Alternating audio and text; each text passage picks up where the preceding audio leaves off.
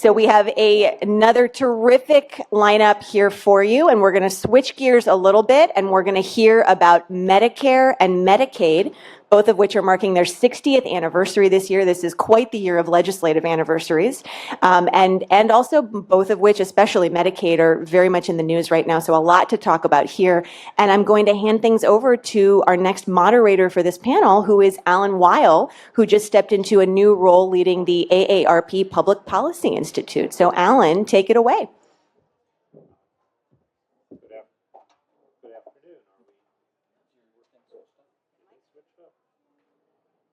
Is that better? No. Switch it down. Is that better? That is better. Okay. Good afternoon. My pleasure to be able to moderate this session. I do have two sort of stress points for myself going into this session. The first is we're supposed to cover the two largest healthcare programs in the country, looking backwards at their accomplishments, currently what they're facing, and what they're going to do in the future in 50 minutes. So that's one stress point. And then, as noted, I'm 3 weeks into a new job and my boss is here, so that's another stress point. So hopefully my panelists will carry me through here, and when it's all over, I'll breathe a big sigh of relief. Given the enormity of the task of talking about two tremendously important and complex programs at their 60th anniversary, what we're doing is we're basically artificially going to take a few policy slices, acknowledging that we won't do any of them complete justice, but hopefully each of those we can go deep enough to say something that's useful and meaningful. And I've asked basically each of my panelists to sort of be the lead off on one of those slices, and then we're just going to mix it up and get into it. And I think, as I say, we want to not just talk about the accomplishments of these programs and what they face, but also where they're headed, and we'll do our best. So I think it is appropriate and important to start this session with the challenges facing the Medicaid program, particularly with what's been released in terms of proposed cuts that could occur through the budget reconciliation process.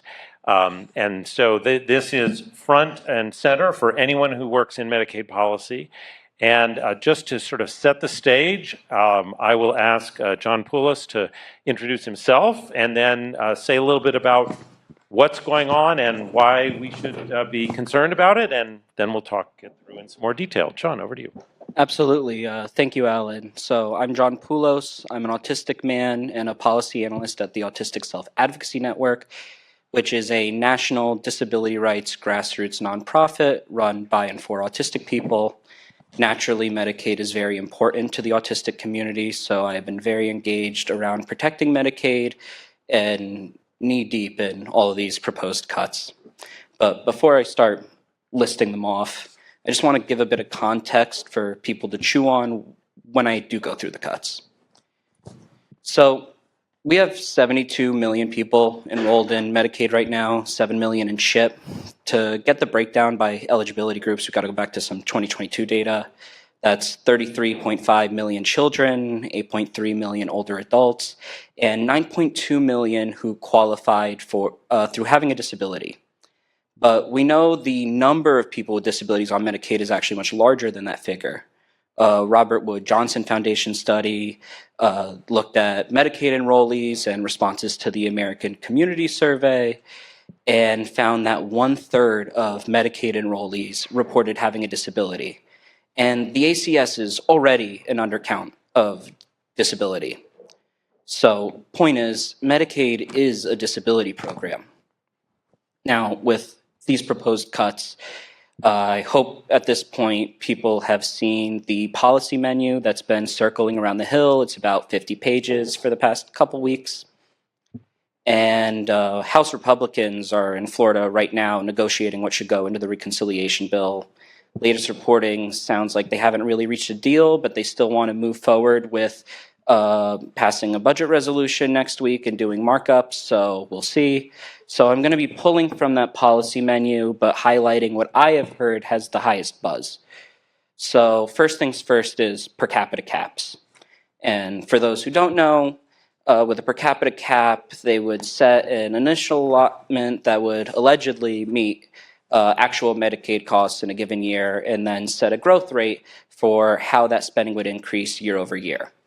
I think all of us in this room understand that healthcare costs are extremely variable, and regardless of what the growth rate gets set at, that growth rate is not going to meet demand year over year. When per capita caps were proposed back with AHCA, analysis was done that showed that 38 out of 41 states with a per capita cap would have exceeded that cap in at least 1 year. Per capita caps, when you look at the time going forward, it just isn't going to get met. It's not going to meet the need. The other proposal that's being treated as low-hanging fruit is work requirements. And we've seen work requirements get implemented.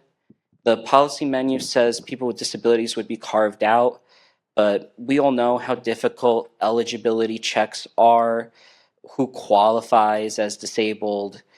People with disabilities cannot be carved out of work requirements. We just can't be. And we need those services to work. And so if you close the front door on us, then we're just not going to work. And like I mentioned, we've seen it before. Arkansas was a disaster. Georgia has been a costly mess, to be frank. It seems like common sense, but it's not. It's bad policy, and a lot of people are going to hurt and will not be able to work. Some of the other proposed changes, there are a lot to the federal match, the FMAP. One is eliminating the floor, so you can say goodbye to 50%. Another is changing the 90% rate for Medicaid expansion to the standard formula. Another is specifically going after DC's 70% and changing that to the formula. Eliminating the AARP incentive for Medicaid expansion, and specifically penalizing states that use state-only funds for giving care to undocumented immigrants. We also have repealing the nursing home minimum staffing rule, the Medicaid access rule, the Medicaid eligibility enrollment rule on the table. And some of the other provisions that are being discussed are provider taxes, conditioning Medicaid eligibility on citizenship, rolling back some of the provisions on state-directed plans from the Medicaid managed care rule, and a couple others in there, but those are the big ones.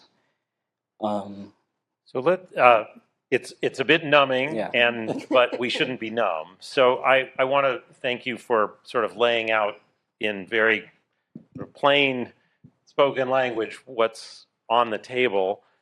I hope I can bring some others in sort of to contextualize this. What's the scale? What's the history?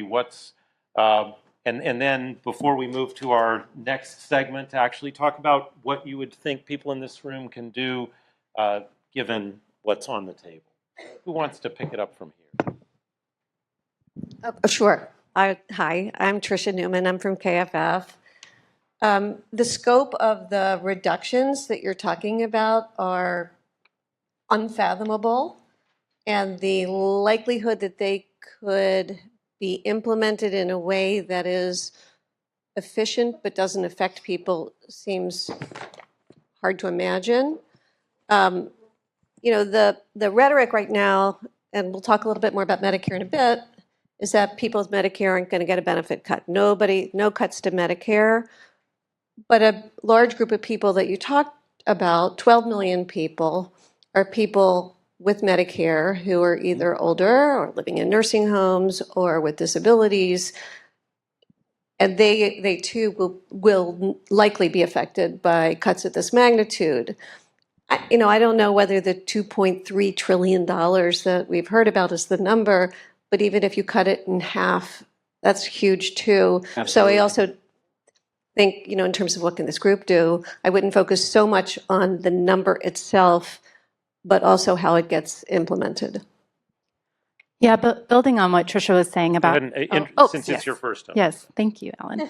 Amber Christ, I'm the Managing Director of Health Advocacy at Justice and Aging, and we focus on providing healthcare and economic security to low-income older adults. So people who are dually eligible for both Medicare and Medicaid is our core focus population. And as Tricia said, there's 12.5 million individuals who have both forms of coverage. And these are people who have the highest healthcare needs, who will be more racially diverse, have lots of social determinants of health, and they really rely on Medicaid for really important things that Medicare really doesn't cover. And predominantly, and we heard this in the last panel, and that's long-term care, both in nursing facilities and home and community-based services. And also dental, vision, hearing, transportation, and importantly, Medicaid pays for Medicare cost sharing, so premium and out-of-pocket costs like coinsurance. So the idea that these cuts of this magnitude aren't going to hurt people who are on Medicare is just impossible. We cannot sever out those programs. And especially considering that those benefits that they're receiving under the Medicaid program, notably home and community-based services, are optional under the Medicaid program. So as soon as the states get hit with any kind of budget restraints, they turn to optional benefits to cut. And that's what we would see here too. So I think the big takeaway when I hear about the magnitude of these cuts is that every single person in the program will be negatively harmed. The people in the programs, their families, and the states and communities, because with budget cuts of this magnitude, we're going to see states cutting budgets across the board. They can't just, you lose that much federal funding in the state budget and you have to reconcile your budget year to year, you're going to see cuts across the board. I'm Stuart Butler. I'm a fellow at the Brookings Institution. I've been really involved in public policy for the last 45 years since I came here from the UK. And I've seen lots of incoming administrations with all kinds of objectives and feeling that if they issue a few executive orders, then somehow things happen. And they've learned the hard way over time that it's much more difficult to change policy than you think. I say that because I think it's very important for this audience. You've got 50-minute increments through the day, which is basically the time that a psychiatrist has to calm their patients down. So I say that with good intent. Yeah, we should. That's true. But let me just I'd like to kind of move forward and think about the future a lot more in the longer term. I'm actually an economic historian by training, so I tend to think in decades. And so thinking about where would we really want to end up when we think about Medicare and Medicaid. And I think, in my view, and maybe John will take issue with me here, but I actually do think that moving towards a system of budgeting over the long haul that is tied or geared to per capita payments or per capita amounts based on the volume and the need of people, for a long-term budget of that nature makes a lot more sense in Medicaid and Medicare than the kind of chaos that we seem to have at this time. So I think that's one point I want to make. And then the second is to not overlook in Medicaid that one of the fastest growing parts of Medicaid, and if you're thinking about the future of in the next several decades, is long-term care and the impact that's having on states. That's crowding out state expenditures and also Medicaid for non-elderly. And I think it's very important to think about that. And I think the solution in the long term there is in part to recognize that we do have an obligation and an unlimited amount that people face in terms of costs of long-term care, and it pushes them very often into Medicaid, which hits the state's budget immediately. And to actually federalize at least a portion of that long-term care cost through some kind of catastrophic coverage at the federal level. There are proposals to do this. In so doing, it would help revive the long-term care insurance industry and stabilize it in ways that are that it can't do today. So I think when we look at the long-term future here, it's important to think about where do we want to end up. And I said there's two things in my mind. One, actually move towards a long-term budget based on people's needs and the number of people, and see that as almost like a block grant to a state. And then secondly, to recognize that we've got to take a part of Medicaid long-term care costs and actually recognize that this really has to be a national federalized element, because we don't know its costs. It's uncertain, and you can't just expect the states to pick up whatever individuals can't pay for in their own state. Okay, so we've foreshadowed a lot of what we're going to cover in this panel, and we are not going to do justice to any topic. I'm going to pull this segment slightly together, knowing that these issues are going to return as we cover some other topics. I will say that it is fitting at a NACI meeting that we talk about a social insurance model for long-term services needs. We already did that today, and yet Medicaid is not fully, doesn't have all the attributes you would want in a social insurance model, even though it fills this need. And it's also worth noting that there have been discussions over the decades of the federal government taking fiscal responsibility for the needs of the elderly population on Medicaid, the long-term services. They've divvied it up in different ways, and it's never happened. But this has been on the policy agenda before. Well, I'm going to, at the risk of cutting off what I know needs to be an important conversation, bring us into the second segment. And as I say, I promise these will weave together. But I think we do need to talk directly about Medicare as well. It's not in the crosshairs, either it's not in reconciliation, we don't have to get into that, but as Tricia said, the rhetoric is people won't get, that no one in Medicare has to worry about it. But Medicare is also going through major shifts right now, and I'd like to ask you to sort of tell us where we are and how we got here and what you see as being on the table. Well, I'm going to first start with some happy news that keeps us coordinated up here, which is, as we think about this being the 60th anniversary of Medicare and Medicaid, both programs enjoy strong public support, bipartisan support, roughly 80%, a little bit more. Medicare is a little bit more popular than Medicaid, but they both enjoy strong bipartisan support. So I guess one message to the group is let's keep it that way as we think about moving forward. But to answer and to respond to Alan's question, the transformation that's happening in Medicare that's not really getting a lot of attention, but it is a topic that I think this group is perfect to think through, is the privatization of Medicare. Right now, without a whole lot of discussion going on in Congress or outside of Congress, we are seeing more and more people on Medicare enrolled in private insurance plans called Medicare Advantage. 54% of all eligible people on Medicare are in a private plan. That is double the rate that was the case in 2010 when the ACA was being debated, and it's quadruple the rate that was in place in 2005. So over a period of 20 years, you have seen a rapid increase in people migrating from traditional Medicare to Medicare Advantage. And that's not random. There's a reason for it. And in many ways, it was driven by policy decisions, largely driven by payment policy. So policy has led this to occur. Also, I would say branding was a factor. Medicare Advantage sounds pretty good to people I know. And aggressive marketing. But really what has happened over the years is Congress and the administration have been involved in making payment changes that have led to Medicare Advantage being a pretty popular program for insurance companies who have come to the market. According to MedPAC, which is an independent congressional advisory group, Medicare is now paying 22% more for people in Medicare Advantage than it's paying for similar people in traditional Medicare. That's $83 billion in 2024. To put that in perspective, that's more than Medicare pays for all physician services in that year. And these are, what so-called overpayments that are mostly due to payment policy. So no surprise, insurers are able to offer super attractive benefits, vision, hearing, dental, that are attracting people. We're tracking flex cards and cash cards.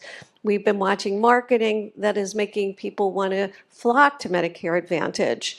CBO says within 3 years. 60% of all people on Medicare will be in a Medicare Advantage plan. We listened to an earnings call earlier this week that was predicting 70% within a few years. So without a lot of debate and without a lot of discussion, Medicare is looking more and more like a marketplace of private plans rather than this public program that people are maybe envisioning during the Medicare for All debates and discussion. So this may be a good thing, this may not be a good thing, but it is certainly something that should be discussed, because without discussing this, traditional Medicare may indeed wither on the vine. And also, just to toss out an issue that we can come back to, the fact that there's so many extra benefits for people in Medicare Advantage than for people in traditional Medicare raises an enormous equity issue. Why is it fair that people in Medicare Advantage are getting extra benefits like vision, hearing, and dental, entitled to an out-of-pocket cap that for lots of reasons still doesn't exist in traditional Medicare, but still a bit shocking? And what does it mean in that everybody in traditional Medicare is also paying higher premiums to support these extra benefits in Medicare Advantage? So maybe I'll turn it over there because there's lots to discuss, but that's a kickoff. There is a lot to discuss, and I wonder, you look ready. I'm ready. Okay, Amber, over to you. Well, building off of Tricia on, well, let me just back up. So just dually eligible people, who are they? They have both Medicare and Medicaid, right? So these are individuals who are 65 and over or who have received disability benefits for 2 years in order to qualify for Medicare coverage, but they also have really low income and resources in order to qualify for Medicaid. Again, a very heterogeneous population. The KFF has wonderful facts. There's an entire issue brief on who are dual eligibles, but it is a very high needs population. And they're navigating two very different health insurance programs. Medicare and Medicaid were enacted together, but they were never intended to work together. And so we have been dealing with this for a very long time, trying to make the two programs work better for people. As simple as a coordination of benefits, like maybe you need durable medical equipment, but Medicaid's coverage criteria looks very different than Medicare's coverage criteria. The scope of coverage differs. Your eligibility for the programs differ, your eligibility for benefits differ, the benefits differ. And so there's just a lot for people who are dually eligible to navigate. And keep in mind that these are individuals who have the least amount of resources to navigate those two programs. And then imagine all that complexity. And then to Tricia's point, we're adding managed care in, not just on the Medicare side, but also on the Medicaid side. So people are trying to navigate, first, do I enroll in a Medicare Advantage plan? If so, which Medicare Advantage plan? Likely the one that they're getting marketed to the most aggressively by brokers and the TV ads and flex cards and benefits.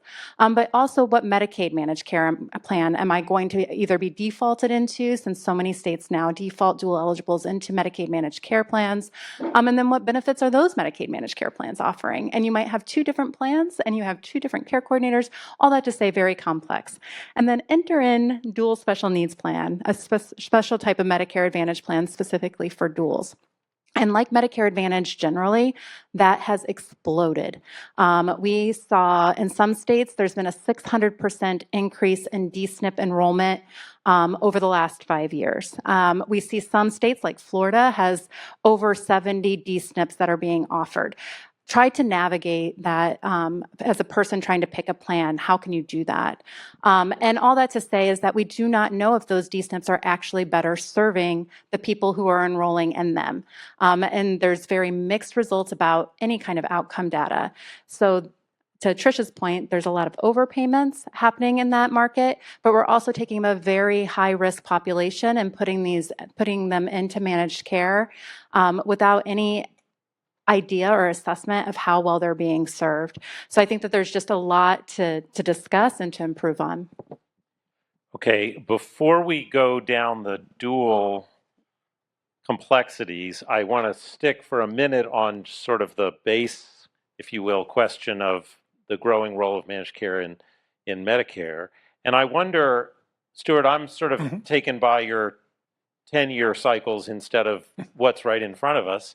We have seen Medicaid went through this transition. The Affordable Care Act said we're going to have people in private plans and sort of a marketplace. So I wonder if you want to put Tricia's comments in the context of sort of your thinking about where this goes. Yeah, absolutely, I do. I think that, the missing thing that Tricia didn't, or at least didn't emphasize, is what's going on is people really are opting for things, opting for plans that have, all the benefits they want in one place. They're not having to run from one doctor to another or one system to another and so on. It's a very attractive type of way of getting care. Now, she's also right that it's artificially advantaged right now in the terms of payment and so on. But again, looking at the long term, do we want to have a system, Medicare, where we try to kind of manage or micromanage every single price and try to kind of organize everything centrally and try to do all that? Or do we want people to be able to choose what networks are best for them in terms of their choices and the trade-offs that they want to make? I think it's the latter. Makes a lot more sense as a general model. So, and in addition, we find, of course, as you just said, both in Medicaid and in Medicare, a growing increase in managed care, which means managing people's care, as opposed to saying, you're on your own, pal, just, here's some numbers, go make the best deal you can, and go, from one doctor to another. So this direction of kind of going towards managed Medicare Advantage and managed care in the Medicaid program, I think makes a lot of sense and fits in with the idea of budgeting over the long haul as well. So I think, yes, we've got to go back and make some changes in the payments to Medicare Advantage. We've got to recognize that certain people are misled and absolutely sort of deal with those sorts of issues. But as a basic sort of chassis for the program, I feel very strongly that Medicare Advantage is a much sounder chassis for Medicare over the long haul than the fee-for-service system that we have for now a minority of people. Can I mix it up a little? What's that? Can I mix it up a little? I want to get John in. I don't know if I don't know if it's a fair question, but I don't know if there's anything out of the Medicaid experience on managed care that you'd want to bring into this, just since we seem to be sort of talking about the merits and demerits of people getting care that way. I really want to keep it more just hearing the proposals being talked about here, because I'm coming from the disability community. And so my experience is based on the people who actually receive care and the stories of, primarily what I'm familiar with are of autistic people, but of people with disabilities at large, and their inability to get care because of existing barriers. And I don't think Medicare Advantage or Medicaid Advantage or any type of managed care is going to be the necessary solution to that. I agree that we need to look at long-term solutions, and especially I agree, Stuart, how you mentioned before about a long-term care solution long-term. And we do have some proposals like that, like revisiting the HCBS Access Act and rebalancing based on where people's needs are and where people want to be. But my concern is that if people lose coverage because we're reorganizing how the programs work, those are people that die. I can't mince my words enough here. These are people's lives.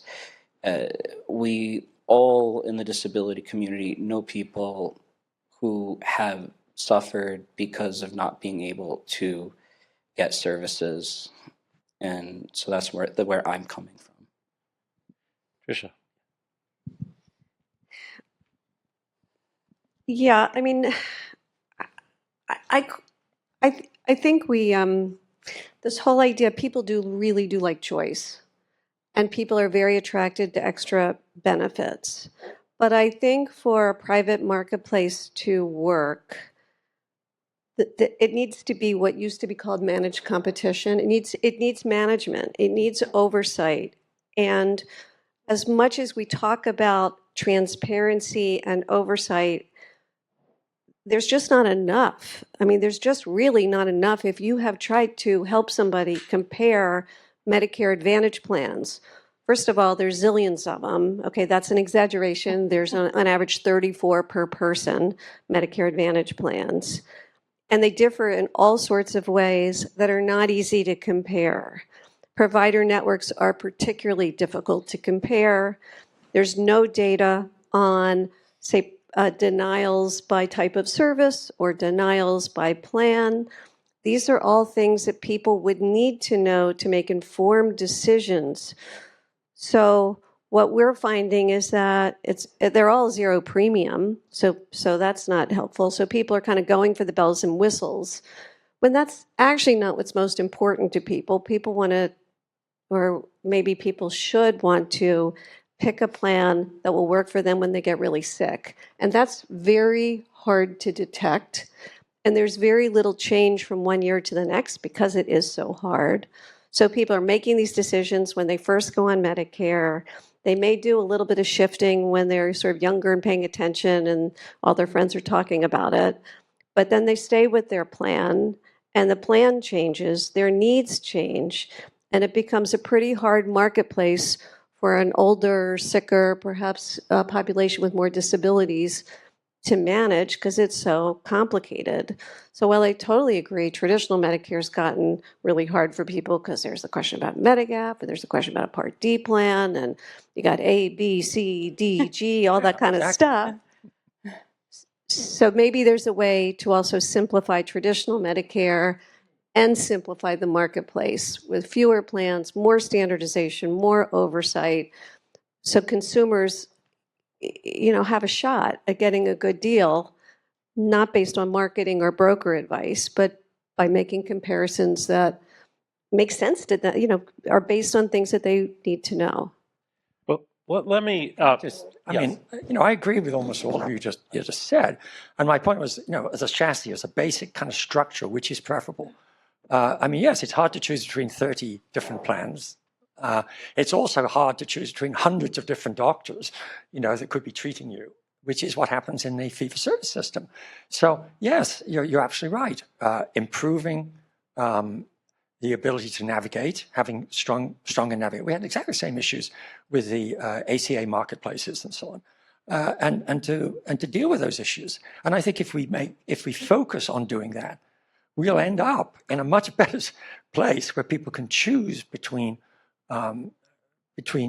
structures that that address their particular needs and so on. And if we insist that if somebody is in a situation where they have such a chronic, expensive disease or condition that really a marketplace doesn't operate, then yes, we should retain certainly the features of the traditional system for those individuals and guarantee that.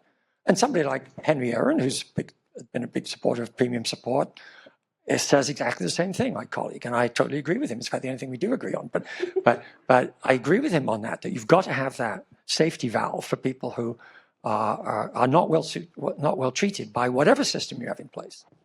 So I want to bring Amber. You described a fairly bewildering situation, but there's actually been a lot of work going on to try to improve coordination between these two programs. Some of it along exactly the dimensions we've just been discussing: clarity about options, alignment, formalizing relationships so that people aren't navigating things on their own. So I'm mindful that we're in a time where there's a lot of stress and strain on these programs. I wonder if you could present a little bit of the positive future for a system that works better for people who are eligible for both Medicare and Medicaid. Yeah, it's a hard question, Alan.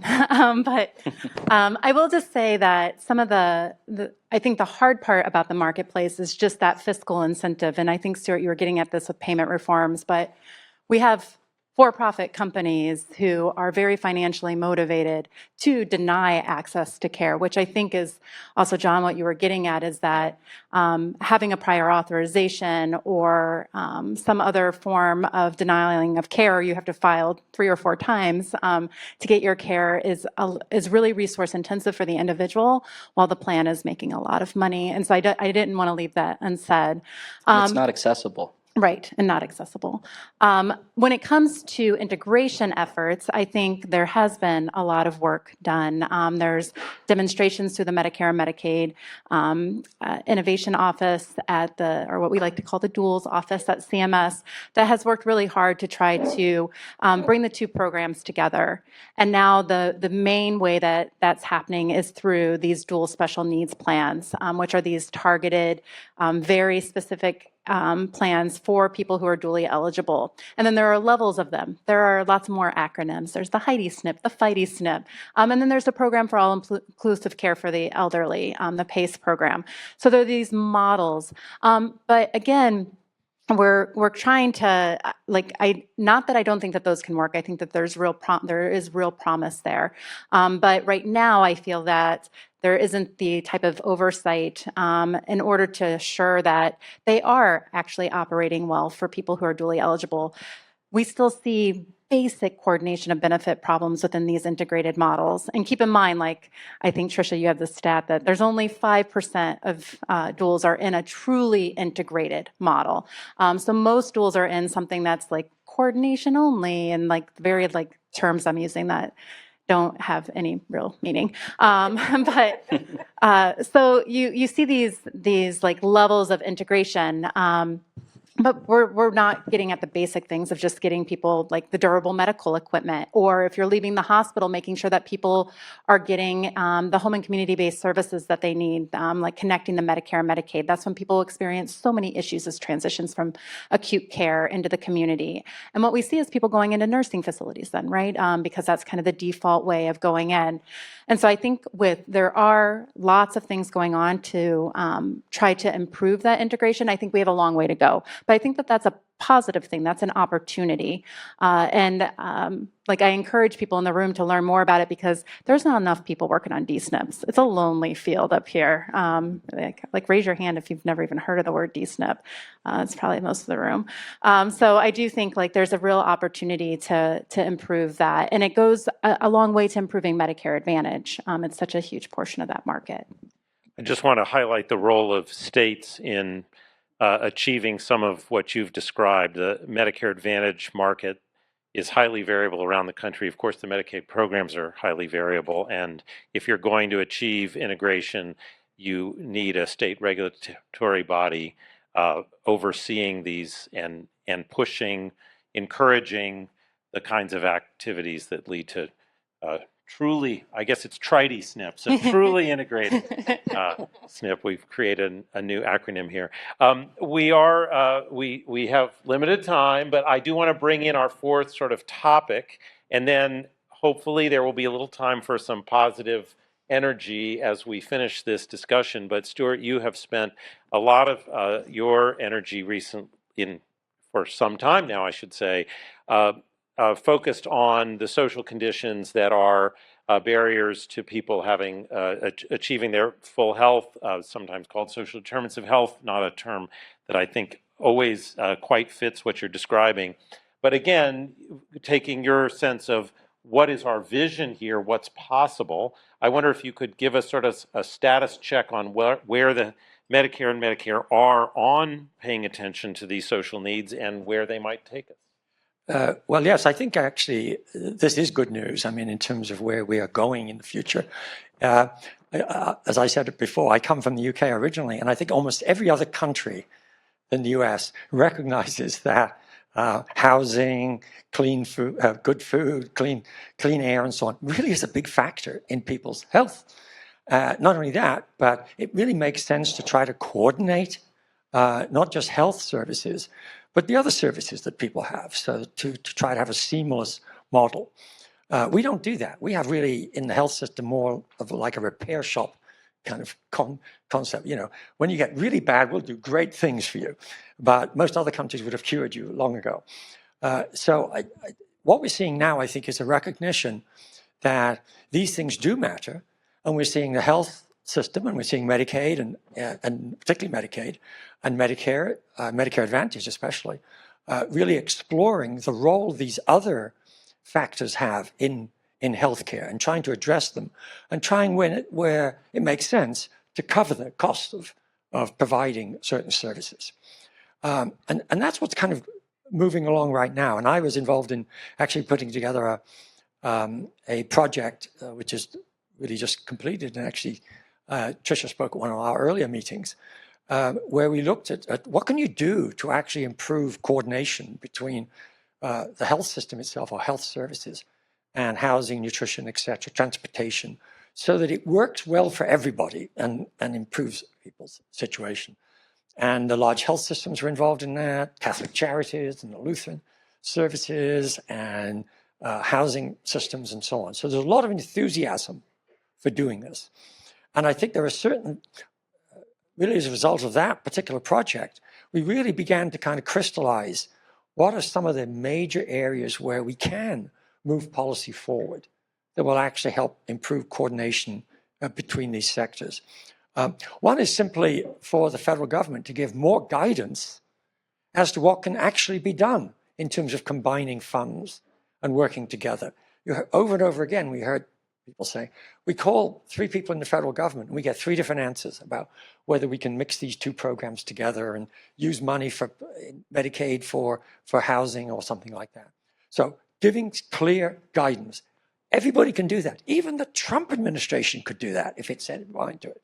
So you could actually, that's an easy one if people are really focused on doing it. And the Biden administration, towards the end, through a so-called playbook for states and counties, actually did a really good job in terms of starting the process of saying, you can actually do this. You can mix these programs together. You can work together for the good of the public health and household health in your communities. Second, I think, is decentralizing where coordination takes place. I think we often tend to focus, how can we get the federal government how can we get the housing department and the health department to kind of work more effectively together? After 45 years, I've almost given up on that. And I think it's better to say, how can we look at institutions locally and give them a greater role? Things like federally qualified health centers, for example, that can and do really address multiple factors in people's health, not just their medical care, but also housing, immigration status, and things like that. So I think looking at sort of hubs, as many people describe them, is how can we look at local institutions? I think in this administration and this Congress, there's going to be a lot more openness to saying, let's have people locally make those decisions rather than try to do that nationally.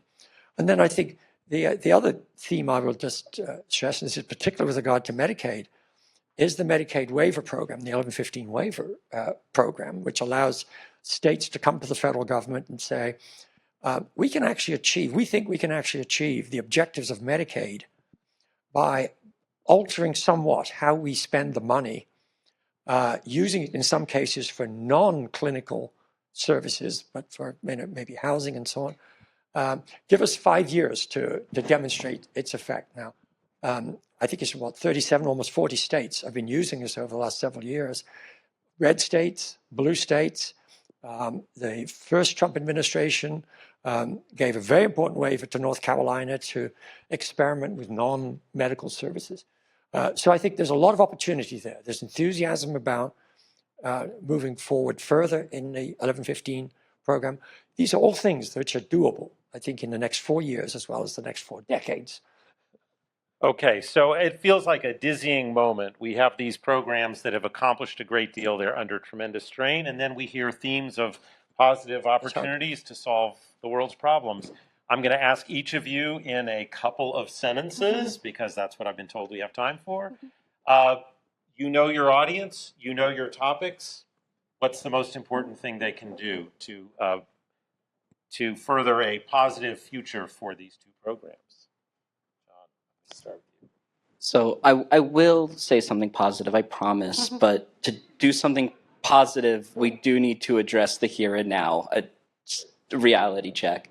And while, again, long-term things need to happen, the proposed cuts right now are serious and have not thought out these solutions on how people can still receive care and ensure that these programs can exist for another 60 years.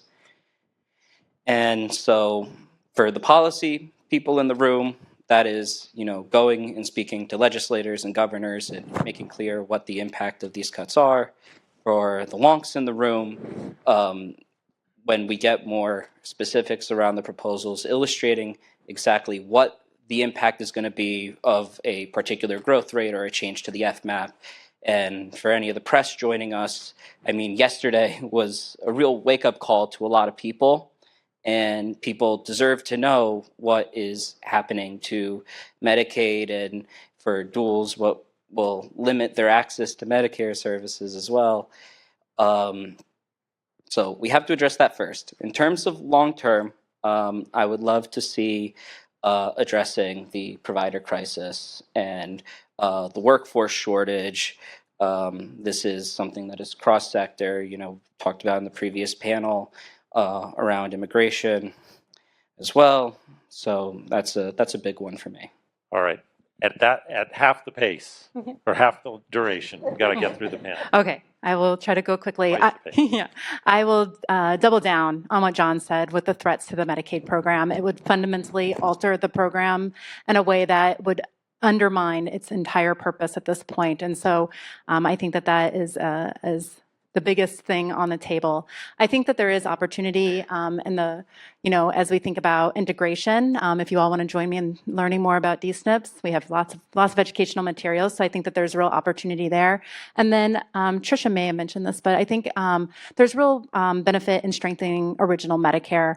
I'm not with Stuart yet on the perfect Medicare Advantage as the vehicle. So I think adding, filling in those gaps and traditional Medicare, dental, vision, hearing, better long-term care, enforcing the home care benefit.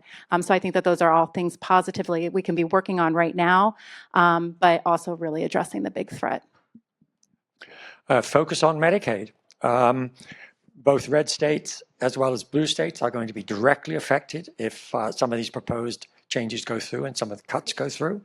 Inform people and have appropriate pushback on those. And then secondly, like I said at the very end, focus on what you can actually do locally to improve public health and health generally by integrating services together, and make use of proposals like of the 1115 waiver process and other approaches that allow you to braid money together. Do those two things and it will make a real difference locally, and it will begin, I think, to get a more serious conversation about what to do about Medicaid in the long term. Tricia. Okay. Yes to John, yes to Amber. Sorry you didn't say anything, Alan. Yes to Stuart. So there's a lot of agreement here, but since I talked about, I guess I'll add two things. Long-term care, it's really hard to figure out what to do. A lot of things have been tried and failed. It's not going away. We all have family members that have demonstrated that to us. So we need to keep working on that. And back to sort of the question that Alan originally posed, I really think this group that focuses on social insurance could add to the discussion about what the future of Medicare should look like, and whether it is, whether you think it is in the interest of the country for Medicare to be privatized, as it is heading to be very quickly, whether you see there's a strong role for traditional Medicare. But I think weighing in on that discussion is really important, because if you don't, the future of Medicare is pretty clear, and it is that one that looks a lot like a marketplace and not the Medicare that we used to think of when we talked about the program. Well, I think you all did an amazing job covering 60 years times 2 programs plus decades into the future. Please join me in thanking our panel.